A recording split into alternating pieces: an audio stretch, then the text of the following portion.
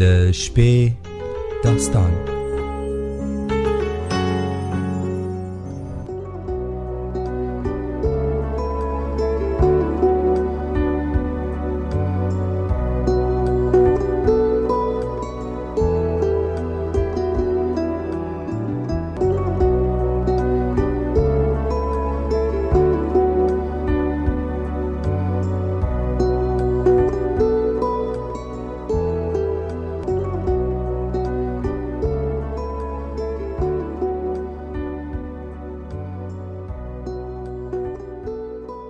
د وکمن او لای ازاله څښتن په سپېڅلې نامه د سپوږمۍ راډیو قدرمنو اورېدونکو او په ځانګړي ډول د شپې داستان خپرونې درنو مینوالو سلامونه، ستړي مه شئ او له رنګینیو ډکه شپه مو په خیر. د یو وار بیا مو زه سلیمې ورور د شپې داستان خپرونو په لړ کې هغه ماشوم ته لیک چې هیڅکله ونه زیږېد په زړه پورې ناول له یوې بلې برخې سره هرکلی کوم. دغه داستان چې آغلې اوریان افلاچي لیکلی، پښتو ژبې ته آغلې شبانه دوران راژباړلی. هیله ده د دغه په زړه پورې ناول د تیرو برخو ملتیا مو کړې وي او د نن شپې داستان تر پایه هم راسره پاتې شئ. په همدې هیله راځو او د داستان دا برخه راپیلوو.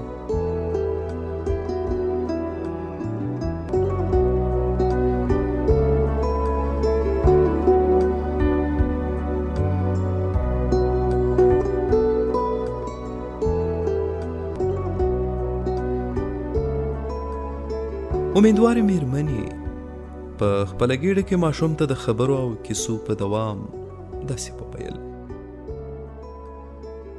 د نجلۍ پلار خپلې لور او میرمن ته اجازه نه ورکوله چې هغه چټل لباسونه لمس کړي.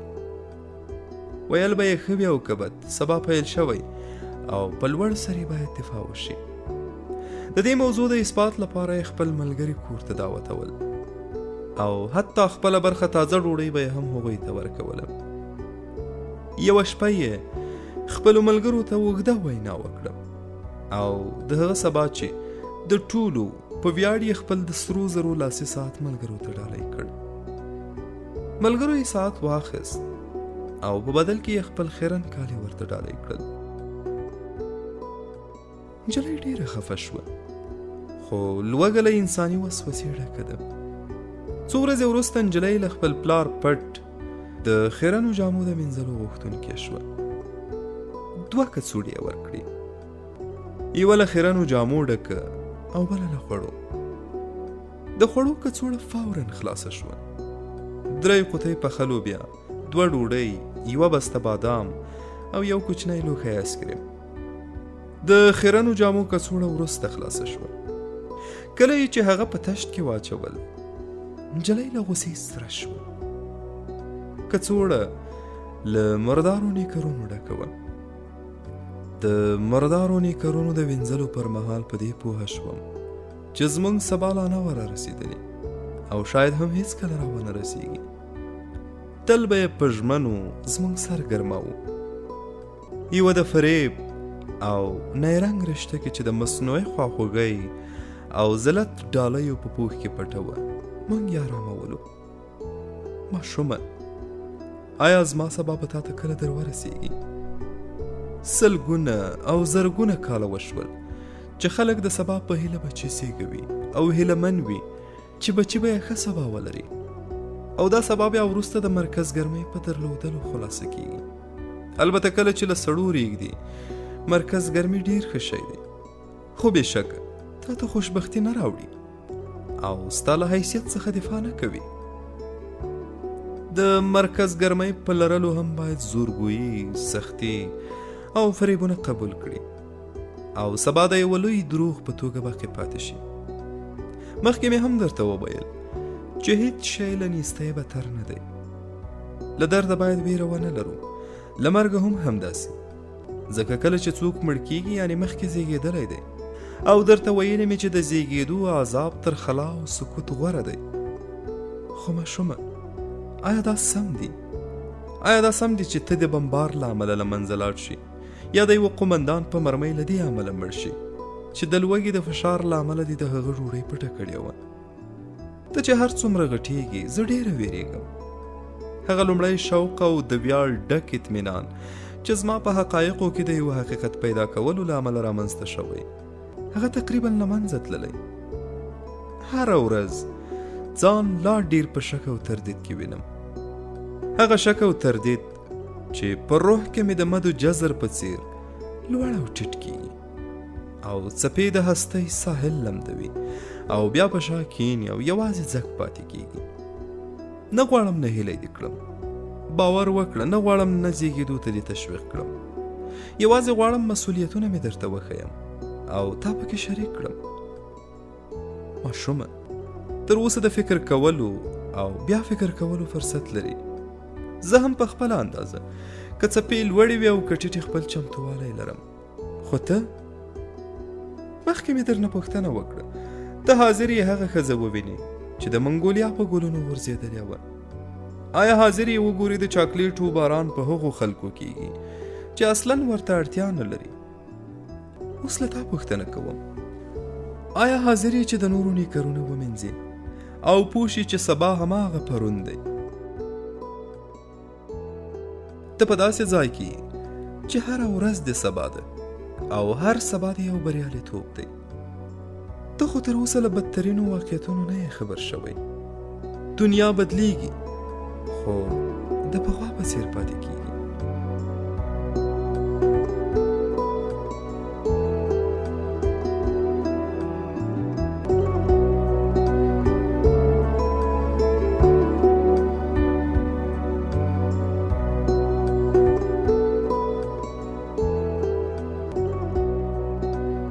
لسونه په عجیبه چټکتیا غټېږي. 15 ورځې مخکې د قد 3 سانتي متره هم نه کېده او وزن د 4 ګرامو ته رسېده. اوس وخت 6 سانتي شوی او وزن د هم 8 ګرامه دی. تقریبا بشپړ شوی. له هغه کوچني ماهي نه چې څه پاتې دي یوازې د اوبو له لارې د ساه اخیستو عمل باقي دی. اوبه دې د خپلو سږو په وسیله بدن ته کش کوي او بیرته یې وباسي. د بدن سکلټ دې جوړ شوی دی او غصرفونه دې ټول هډوکي شوي دي. پوښتۍ دې له مخې یو بل سره جوش خوري او وایي چې په دې حالت کې ستا بدن لکه بالاپوش له مخې تړل کیږي. څومره چې غټېږي دا تنګېږي. ډېر ژر به خپل پوستکی تنګ او ناراحته وبینې. حرکت به وکړي، ټکان به وخوري او لاسونه او پښې به دې خپل لومړني حرکات وکړي. لاسونه به یوه خوا وهي او پښې بله خوا. زه هم همدې ته په تمه یم. لومړنۍ ضربه یوه نښه ده، د رضایت نښه. په یاد دې چې درته ویلي مې وو ما همدا کار وکړ تر څو مور ته ووایم چې نور هغه ترخه درمل ونه خوري او هغه یې پر ځمکه توی کړل. دغه د انتظار دوره ستا له غټېدو سره معکوس نسبت لري. هر څومره چې ورو ورو تیریږي دومره ته ډېر غټېږي. ما د ویستان پاوز په یاد اچوي چې هیڅ کله راونه رسید. دا د بې حرکتۍ ګناه ده. 2 اونۍ بې حرکته په بستر کې پاتې کېدل ډېر وخت دی. نو هغه ښځې چې باید 8 میاشتې په بستر کې پاتې شي څه کوي؟ آیا دوی ښځې دي او که چینجي؟ یوازینی شی چې آراموي مې همدا دی چې خېټه کې د چاقو په څیر درد او ضربې نور نشته او د کانګو حالت ورک شوی دی. پښې مې نور پاړسوب نه لري خو یو ډول ستړیا را پیدا شوې ده. یو ډول اندېښنه له کومه راغلې ده؟ شاید د بیکارۍ او ستړیا پایله وي. بیکاري مې نه پیژندله او ستړیا هیڅکله زه له پښو نه یم غورځولې. په بې صبرۍ د وروستیو 2 ورځو تېرېدو ته په تمه یم. 2 ورځې چې په نظر کې مې له 2 کالو هم ډېرې دي. نن سهار مې له تا سره جنګ وکړ. خفه شوې. لیونی شوی وم. تا ته مې وویل چې زه هم حق لرم او هیڅوک حتی ته هم باید په دې حق سترګې پټې نه کړې. په تا مې چغې وبهلې چې ستړی شوی یم او طاقت مې نور ختم شوی. اورې سترګې چې پټې کړې داسې ښکارېږي چې نور حاضر نه یې زما خبرې واورې او په یو ډول ناپوهۍ کې ډوب یې. راویښ شه. نه غواړې ویښ شې؟ نو زما څنګ ته راشه، کوچنی سر دې په بالښت کېږده، پرېږدې چې دواړه یو د بل تر څنګ ویده شو. ژمنه کوم بل هیڅوک به زما او ستا بستر ته رانه شي. هی ګلالی ماشومه پوهېږې نن هغه راغی، هېڅکله مې فکر نه کاوه چې را به شي. شپه وه، د قلف په سوري کې کلي تاو شوه. ما فکر وکړ چې ملګری مې ده، هره شپه له ډوډۍ مخکې مې لیدو ته راځي. سلام مې ورکړ، مطمئنه وم چې اوس به ستړې ستړې او کڅوړه په لاس راننوځي او وبه وایي چې وبخه عجله لرم، لږ غوښه یخی او میوه مې درته راوړم، سبا سهار به دې وبینم. خو دا هغه و، د پښو په څوکو را روان و. زه غلطه شوم او هغه همالته و، څېره یې خرابه شوې وه، یوه ګېډۍ ګلان یې هم په لاس کې و.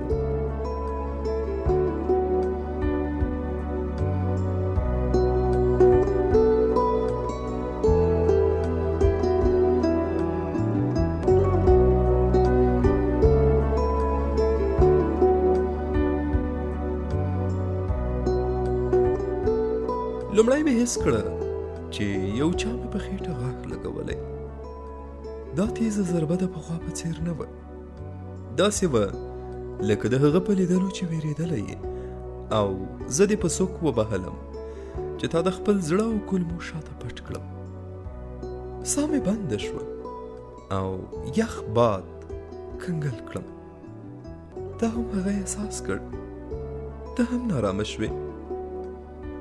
بې له دې چې خبرې وکړي، په ګډ وډ مخ او ګل په لاس هلته ودرېد. له مخ او ګلانو یې زما بد راتلل، ولې لکه د غلو په څېر راغلی و. په دې نه پوهېده چې امیندوارې ښځې باید ونه ډارول شي. ومې ویل څه غواړې؟ ورو یې ګلان په تخت کېښودل. فوراً مې ورته وویل چې په تخت ګلان کېښودل ښه شګون نه لري او ګلان د مړي په بستر دي. دا ګلونه ژړ وو او ډاډه وم چې هغه یې په وروستۍ شېبه کې بې له هېڅ ډول احساس او باور څخه اخیستي دي. غلی او آرام ولاړ و. تور لوړ سیوری یې په سپین دیوال لګېده، خو ما ته یې نه راکتل. په دیواله عکسونو ته یې کتل، هماغه عکس چې تا په 2 میاشتنۍ کې ښیې، البته 40 ځله لوی. داسې ښکارېده لکه ستا له سترګو نه چې سترګې نه شي اړولی. څومره به یې چې ډېر لیدل، دومره به یې ډېر سر په اوږو ښکته کېده. بیا یې مخ په لاسونو کې ونیو او په ژړا شو. ژړا یې لومړی ورو وه او وروسته تیزه شوه.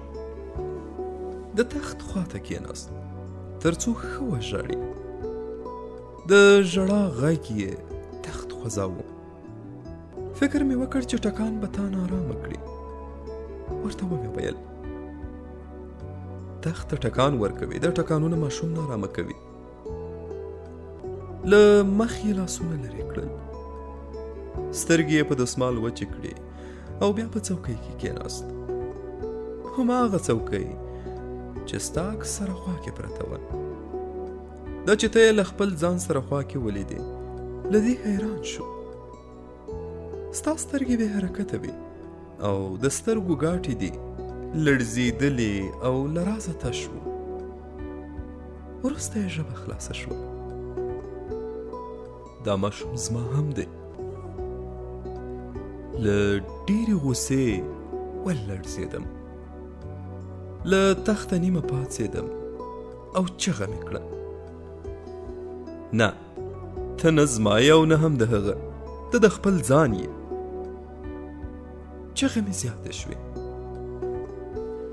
له هغو مسخره لوبو او حرکاتو چې په فلمونو کې د مینې په نوم ښیي بېزاره یم. زه باید آرام اوسم او ډاکټر راته ویلي چې استراحت وکړم. نه پوهېږم اصلاً ولې دلته راغلی و. د دې لپاره چې تا بې له درده له منځه یوسي او د سخت جنین لګښتونه راته وسپموي. ګلان مې څو ځله په میز وبهل، تر دې چې پاڼې پاڼې شول او پاڼې یې په هوا کې په پرواز شوې. بیا مې چې سر په بالښت ولوېد، د خوب لباس مې د خولو له امله په بدن پورې نښتی و او د خېټې دردونه مې دومره شدید شوي وو چې نور مې ځان نشوی ساتلی. خو پلار دې له ځایه هم ټکان ونه خوړ، یوازې یې سر ښکته کړی و او ویې ویل: څومره سخت زړې شوې یې، څنګه دومره بده کېدای شي؟ بیا یې وروسته یوه اوږده وینا وکړه چې زه خپل ځان تیر باسم. ویلې ته زموږ دواړو یې چې هغه هم په کافي اندازه ستا په فکر کې دی او ځورېدلی. 2 میاشتې کېږي چې تا ته ډېر خفه دی او ستا د ساتلو په اړه یې زما پرېکړه عاقلانه وګڼله. ویې ویل چې بچی باید هېڅکله ونه غورځول شي. بچی دی، ښځلې نه دي. خبره مې ور پرې کړه او چیغه مې کړه: ماشوم خو ستا په خېټه کې نه دی، ته خو مجبور نه یې چې 9 میاشتې په خپل وجود کې وګرځوې.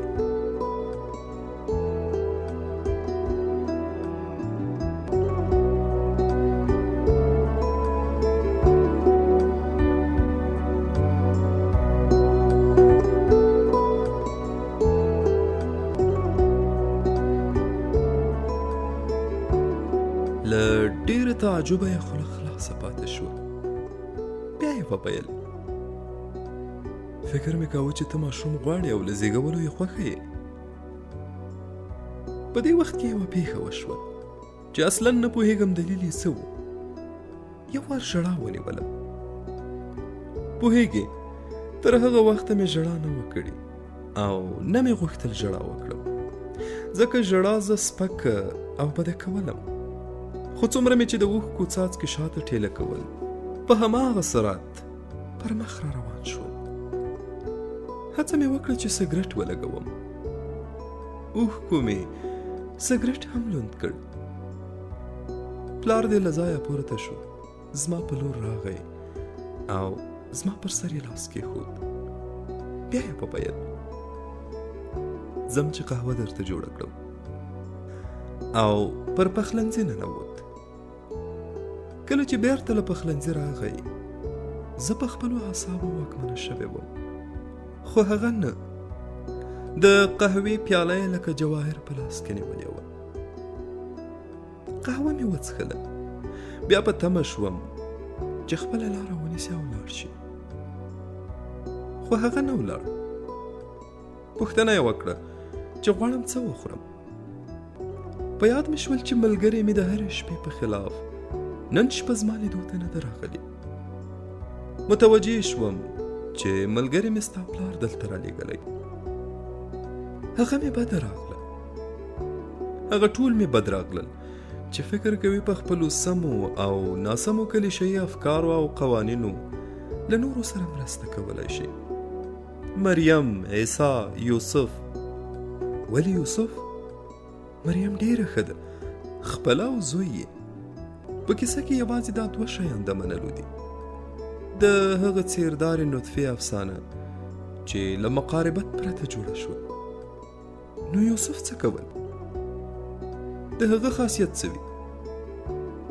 د هغه خره کشول چې نه یې غوښتل په لاره لاړ شي، د ناف پرې کول او د جف له بشپړ وتلو اطمینان، یا د هغه بې خاوند ښځې د عزت ساتل چې امیندواره شوې وه. پلار دې پر ځمکه لګیا و او د ګلانو شیندلې پاڼې راټولولې. د هغه په اړه مې په خپل وجود کې 1000 مینه او دوستي هم نه احساسوله. د هغه په راتګ هغه تعادل چې زما او ستا ترمنځ راغلی و خراب شو. زما او ستا ترمنځ مانع پیدا شوې وه. پوهېږې، یو پردی زما او ستا شخصي ژوند ته راننوتی و. کوم پردی چې زما او ستا ترمنځ راغلی و عیناً لکه هغه څوکۍ چې په کار دې نه وي خو ستا په کوټه کې یې ځای نیولی وي. هغه د دې لامل کېږي چې ستا پښه پکې بنده شي او پر ځمکه ولویږي. شاید کله اوله مونږ سره وای، بودن به یې راته عادي او حتی اړین شوی وای. خو اوس عیناً د هغه انسان په څیر دی چې سر ښکته اچوي، رستورانت ته ننوځي او بې له دې چې تا دعوت کړی وي په میز درسره کښېني. خواشینونکې څېره یې وه. زړه مې غوښتل ورته ووایم هیله کوم لاړ شه، موږ تا نه غواړو، راباندې زیات یې. خو نه مې شوی کولی، لکه هغه کس چې یو مزاحم یې پر میز ناست وي او نه یې شي شړلی. شاید د هغه په اړه به مې ترحم ته ورته یو احساس لرم، هغه احساس چې ورو ورو په تفاهم بدلیده. له ټولو بدیو او بستیو ورهاخوا یې هغه په دې جریان نارامه شوی و او زجر یې ایسته. خدای خبر تر دې ځایه راتللو پورې ورته هغه د ګلو بدرنګه ګېډۍ څومره ګرانه تمامه شوې وه. حتما به څومره وخت سره په جنګ و چې ځان داسې یوه عمل ته راضي کړي. څوک بې له نطفې نه زیږېږي، د نور یوه قطره چې هګۍ ته یې لاره پیدا کړې وه د هغه وه. ستا د بدن نیمه برخه د هغه وه او څه مې چې هیر کړي هغه بیه وه چې یوازې د قانون لپاره یې څوک نه مني. یوه ښځه او یو سړی له یو بل سره بلدیږي، یو بل یې خوښیږي، یو بل غواړي، شاید هم یو پر بل میینیږي او بیا له یوه وخت وروسته یو بل سره مینه نه کوي، یو بل نه غواړي، یو بل یې نه خوښیږي او هیله کوي چې کاش یو بل سره بلد شوی نه وای. ما چې څه لټول هغه مې پیدا کړي وو. بچی، د یو سړي او یوې ښځې ترمنځ هغه شی چې مینه نومیږي سپرلی او خزان ته ورته دی. کله چې مینه پیدا کیږي سپرلی له زرغونۍ مالامال وي او کله چې بیرته مینه پټیږي داسې وي لکه خزان پرته د وچو پاڼو له یوې ډیرۍ بل څه نه پرېږدي.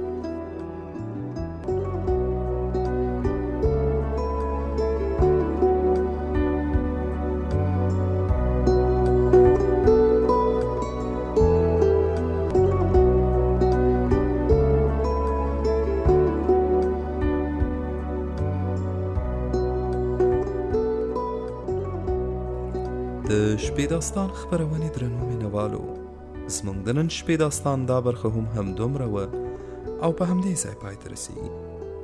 تر بیا او بلې شپې چې یو وار بیا زه سلمې ورور د دغه په زړه پورې داستان له پاتې برخې سره ستاسو درانه چوپړ ته راځم. تاسو په لوی او مهربان الله سپارم. سوکاله ژوند ولرئ.